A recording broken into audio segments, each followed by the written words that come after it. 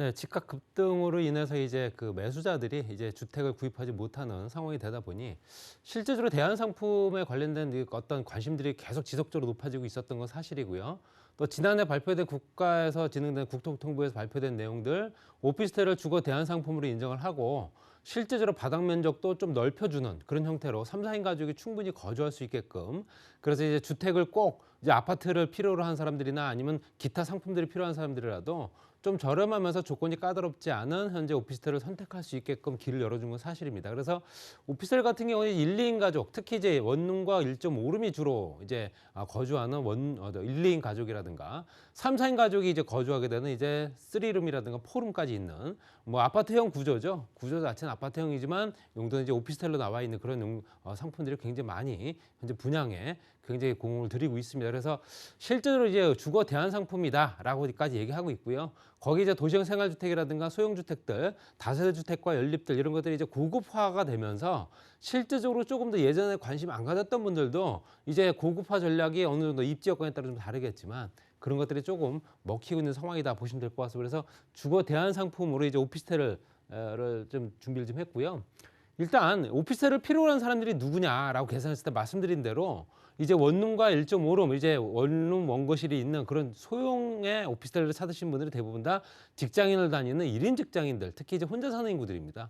1인 가구가 얼마나 많이 늘어났는가 봤더니 2016년도에는 738만 8,900 요 정도 되죠. 가구 정도 됩니다. 근데 실제 세대로 따지는 거고요. 765만 세대로 쭉 정점을 찍으면서 2020년도에는 892만 세대 정도까지 올라갔고요. 작년에는 936만 세대 정도 됐습니다. 그러니까 이걸 비중으로 따지게 되니까 각 가구별로 했을 때 혼자 사는 1인 가구 비중이 얼마가 되는가 봤더니 40.1%대까지 올라갔습니다. 그래서 이 비중은 앞으로 지속적으로 계속 올라갈 겁니다. 그렇기 때문에 당연히 이런 사람들을 필요로 한 이런 어떤 수요에 맞춘 맞춤형 상품들이 그만큼 나올 수밖에 없는 거고요.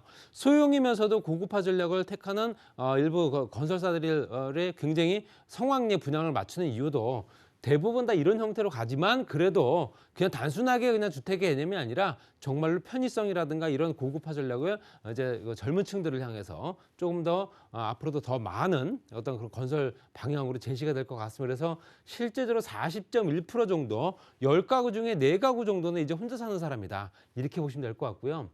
그리고 서울시 같은 경우도 이건 아까 말씀드린 전체적인 통계였고요. 서울시에는 과연 얼마가 되는가 봤더니 서울 외 전국 1인 가구 비중이 29.5%인데요. 실제적으로 2인 가구 비중 또는 현재 1인 가구 비중 봤을 때 서울의 1인 가구 비중이 이제 33.4% 정도 됩니다. 그 중에서 여성 인구가 14.6%, 그다음에 남성이 14.8%.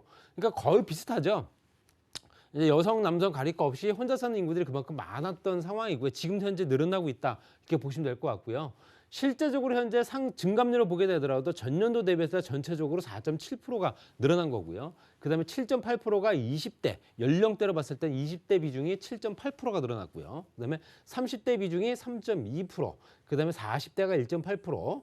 거기에 또 이제 재밌는 거는 1인 가구가 이제 모든 통계를 다 합한 거기 때문에 60대 이상이 6.2%입니다. 독거노인이라든가 혼자 사는 또 사별을 해서 혼자 살 수밖에 없는 그런 어떤 고령층들까지도 이제 1인 가구 대열에 합류를 하다 보니까 실제적으로 젊은 층들의 상승률은 더 높지만 그에 반해서 인구가 연령대가 높은 노령층의 인구들도 그만큼 1인 가구 수가 그만큼 늘어나고 있다. 이렇게 보시면 될 것 같아요. 그래서 실제로 1인 가구 수가 워낙 많이 늘어나고 핵가족화가 되는 상황이다 보니까 여러 가지 또 문제점도 많이 제시가 되고 있다. 이렇게 보시면 될 것 같고요. 주거 대안 상품이 될 수밖에 없는 게 실제적으로 이제 청약 당첨을 받기 위해서는 서울 지역 같은 경우는 보통 이제 84점 만점에 64.3점 정도는 돼야지만 그래도 청약이 당첨이 될 수 있는 조건이고요. 경기 같은 경우는 52.7점, 그다음에 이제 인천 같은 경우 55점 정도는 돼야지 이제 탈락이 안 된다 이렇게 말씀드릴 수 있지만 오피스텔 같은 경우는 청약 통장이 필요가 없죠. 주택담보대출 최대 70%까지 받을 수 있는 조건이기 때문에 앞으로도 수요는 더욱더 늘어날 수밖에 없다는 겁니다. 현재 주택에 관련된 대출 규제가 엄격하게 또 따지고 있고 금리조차도 오르고 있기 때문에 현재 주택담보대출이 비율이 그래도 실제적으로 이제 다른 상품, 주택이라든가 아파트라든가 기존 주택과는 다르게 높게 형성돼 있기 때문에 그만큼 더 관심이 많을 수밖에 없다는 겁니다. 그리고 실제적으로 수도권과 또 현재 지역별 또는 서울 이렇게 봤을 때 오피스텔의 시세 변동률을 봤을 때도 수도권 전체적으로 봤을 때 오피스텔 시세 변동률 같은 경우는 인천 지역이 19.2%대까지 올라갔고요. 그러니까 시세가 올라갔다. 시세가 올라갔다는 얘기는 그만큼 수요가 더 많이 몰렸다는 얘기겠죠. 거기에 또 인천 경기가 경기 지역이 17%, 서울 지역이 9.9%대까지 이제 오른 상황이고요. 지역별로 봤을 때 전국 수도권 5개 광역시를 나눴을 때도 현재 5개 광역시에서는 실제적으로 22%대까지 현재 시세가 변동이 생겼다라는 얘기고요. 그리고 현재 14.1% 정도를 차지하고 있는 전국 시세, 그다음에 수도권 지역이 13.4% 정도. 그러면 서울 지역은 또 어떤가? 봤더니 권역별로 나눴을 때 서울을 5개 권역으로 쪼개서 봤을 때 서남권 지역이 가장 많이 올랐습니다. 서남권 지역. 그다음이 현재 도심권이고요. 그다음이 실제적으로 동남권. 그다음이 이제 동북권, 그다음에 현재 서부권 이렇게 형성돼 있습니다. 그래서 서남권 지역에 현재 실제적으로 서남권 지역에 대형 또 택지개발사업지구나 마곡이라든가 또 업무단지들이 많아지면서 그 주변에 오피스텔들의 수요들이 굉장히 늘어났고 거기에 따라서 분양 물량도 굉장히 많아지면서 그 주변에 또 실제로 시세까지도 그만큼 반영이 됐다. 이렇게 보시면 될 것 같고요. 또 그다음에 오피스텔 평균 가격이 또 어떻게 됐는가 봤더니 실제적으로 5개 광역시, 전국 수도권, 서울, 인천, 경기를 딱 봤을 때는 5개 광역시가 현재 실제적으로 2021년도, 20년도, 21년도 비교를 했을 때 1년 정도 기간을 두고 비교를 했을 때 현재 5개 광역시가 1억 7천만 원에서 2억 1천만 원까지 오른 거고요. 현재 경기 지역은 2억 3천에서 2억 8천, 서울 지역 같은 2억 7천에서 3억. 정도 된 거고요. 그다음에 수도권 지역이 2억 4천에서 2억 8천 골고루 다 올랐습니다. 그래서 실제적으로 이제 지역별로 봤을 때도 오피스텔 매매의 가격이 현재 일반 거래가가 평균적으로 가격이 계속 오르고 있다라는 얘기고요.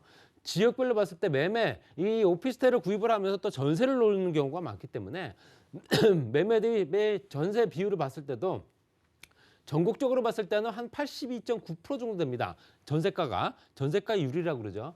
그리고 매매가 실제적으로 이제 수도권 지역 같은 경우 82.6%대, 5개 광역시가 80%대니까 전세가 비율이 80%대 이상을 상회하기 때문에 실제로 구입하기도 굉장히 용이하다는 얘기입니다. 그래서 실제로 나머지 차익 1, 20%로만 준비하면 되고 기타 뭐 공과금이나 이런 건 다 따로 준비를 해야겠지만 물건값만 봤을 때도 실제로 저렴한 가격으로 구입을 할 수 있기 때문에 그만큼 수요가 늘어날 수밖에 없었던 거고요. 수도권 지역, 특히 이제 서울과 인천, 경기를 봤을 때도 거의 82에서 83%대를 차지하고 있기 때문에 이 현재 비율은 2015년도보다 상당히 높아진 겁니다. 그렇기 때문에 당연히 우상향으로 높아진 비율을 봤을 때도 그만큼 투자 수요, 특히 이제 수요자 측면에서는 굉장히 구입하기가 용이해졌다. 이렇게 보시면 될 것 같고요.